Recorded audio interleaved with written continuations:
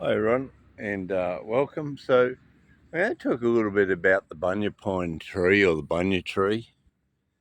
So this tree, you look at it and you go, oh geez, look at it. It's a spiky old thing and its leaves and everything else are spiky. One thing a lot of people don't know is if you have a look at the leaves and you can see them on there, they rotate around the stalk. So I'll show you here is that if we can see it, you can see that the leaves rotate around and spiral around the stem.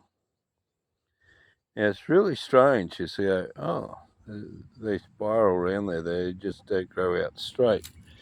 So I'll show you another one. So you can see how the leaves spiral. But what a lot of people don't also understand is that on the tree, the branches spiral around the tree. So each set of branches, and you say, start from the branch there, and you can see that it spirals up around the tree. So the branch pattern spirals around, and the whole way up there, the branches spiral around the tree, and that's the way they do it. And it's all the same. So the same spiral that is on the leaf, and you can see the spiral there, is also how the branches grow out of the tree. Now, you might be able to see it better off this one here. But how does a tree know to spiral the branches? And how do the leaves get to spiral? The other thing with the bunya trees, and we got quite a number of them here, is that the bunya nut is always in the top 4 or 5 branches of the tree. And you know the weight of a bunya nut is quite big, and if it comes down and belches on the head, it's coming from all the way at the top. The other thing is that it has these flowers.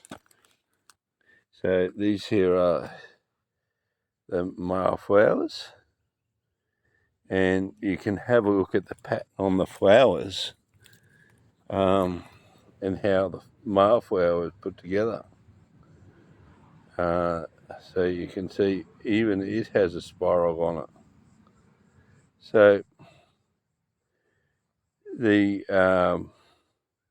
indigenous people call the bunya pine or the bunya tree the tree of Mother Earth. The bunya pines or the bunya trees have predate dinosaur era. So clearly they're a very survivalist tree. The bunya nut, if you mash up the bunya nut, they're pretty good for you. But also the bunya nut is mashed up is a bit like a sweet potato or something like that. You would liken it to, or certainly like a something like that.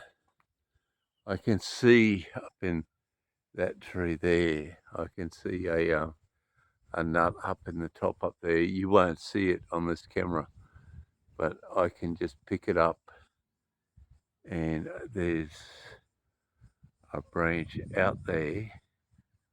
See if I can zoom in it. See 2 juvenile bunya nuts on there. That's where they grow, right at the top of the tree. So I think this season we got a huge amount of nuts on our trees, including those ones, and there'll be some more that'll come out. I think we got about 50 nuts on the trees this year.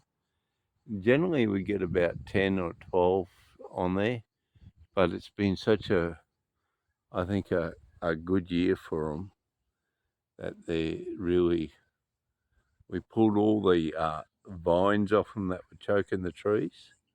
So we cleared all them up and cleared up all around the bottom of them that were pulling all the branches down, and we had lots of flowers on them this year. The branches are so tough on these things. You can cut them.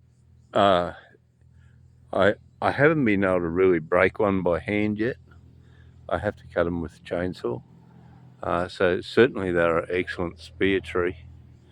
Even though they're prickly and the branches are very prickly, you can see the branches got a lot of prickles on them.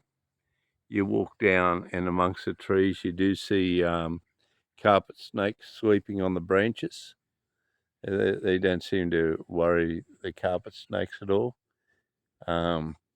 Birds love these trees. Birds nest out in there and in the end of the branches, and I think they feel very safe out in the end because they would get less predators trying to get in there, because I can tell you that these uh, the leaves are very, very prickly on these things. But that's a little bit about the bunya tree. Leave a like or a comment if you have something about the bunya tree that I may have missed or that you want to know. But I know with Indigenous people it's a bit of a sacred tree, and up in the bunya forests, which are about 100 k's from us, I imagine. Every 4 years they used to gather there and have weddings and intertribal weddings and marriages and everything like that used to be arranged. There's also a time of trading, so they'd take arts and crafts up there and trade them for different things between tribes. They'd have the corroborees up there and tribal council meetings between groups would happen in the bunya forest every 4 years. They'd travel from all over Queensland to come down to the bunya forests for those corroborees. So it's the bunya tree. Hope I've been able to help you.